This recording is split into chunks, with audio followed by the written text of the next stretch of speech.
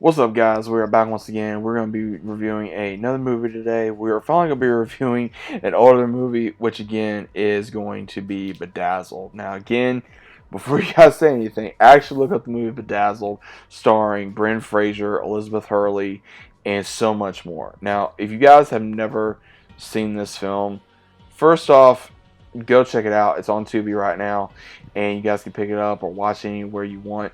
But this movie not only pretty much shows you of what it would be like if you were made a deal with the devil, pretty much, and that's the whole basis of this film. Is you have Brendan Fraser playing as Elliot, who is just this, I would say, normal, shy, geeky guy that has a crush on this one girl he works with, and he just wants to ask her out so badly and hopefully end up with her, and it just doesn't work out. And then finally he meets, of course, Elizabeth Hurley's character, who is the devil, and she comes across so many ways in this film, just very seductive, very charming, very charismatic, very manipulative as well, and you can't help but love her in this film. Again, if you love any of her work, you'll definitely love this movie. She comes across sexy as hell in this film and funny, and you just can't help but just really enjoy her performance in this. And she makes a deal with Elliot of, okay, you get, I think it was like seven wishes, I believe, or was it 10? I can't remember. I want to say it was like 7. Yeah, it was 7 wishes, and of basically anything you want. And once you run out, then I own your soul. Now, the entirety of the film is him going through different lives that he would have. Like, one was him being rich and powerful and all this, and he turns out to be a drug dealer. And then another one as a basketball player, and then another one as a sensitive guy, and then another one as oh man, it was, again, there's so many that he did. Those are the main 3 I can think of. Oh yeah, or as the president, or as like a very successful person.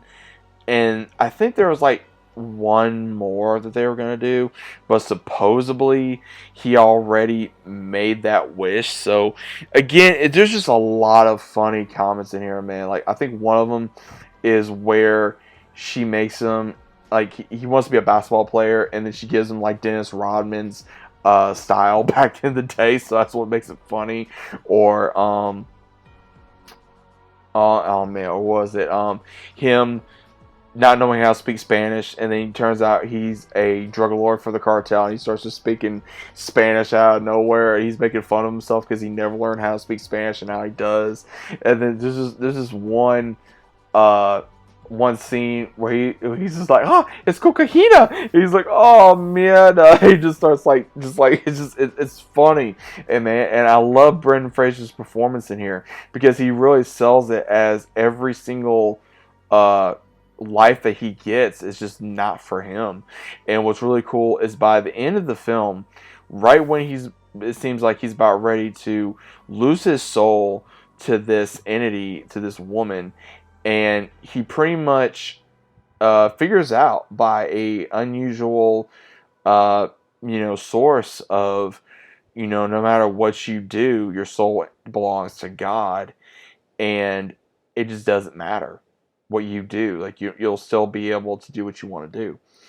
And he finally comes up to this thing, no matter what he does. And it's cool because by the end of the film, Elliot does finally try to ask out Allison, the character that he's in love with, but then he finds pretty much the alternate version of her in, like, the new neighbor that he meets at the very end of the film.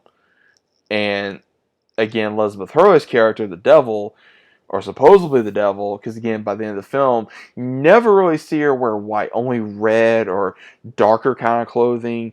And she finally wears white at the end of the film, playing like a game of chess with Elliot's friend, other friend that he met. and the unmost expected place, and it makes you wonder, okay, was she really the devil, or was she just an angel in disguise, or was she God? Who was she? So it really makes you wonder exactly the whole of who really she was. So it's kind of interesting, kind of had that theory. But again, I really enjoyed this film. It's a 2000 film. It really gives you that 90s, early 2000 type of feel. Has a lot of comedy, has a lot of just that 90s comedy and early 2000s comedy that you can't go wrong with. So I would definitely say, if you guys have never seen Bedazzled, definitely give it a try. It's a very fun film. It's very comedic. And again, if you guys have never really seen it, you guys are a fan of Brendan Fraser, definitely check it out. It is worth a watch. So let me know what you guys think about it down in the comments. Hope you guys enjoyed, and I'll see you as always on the next one.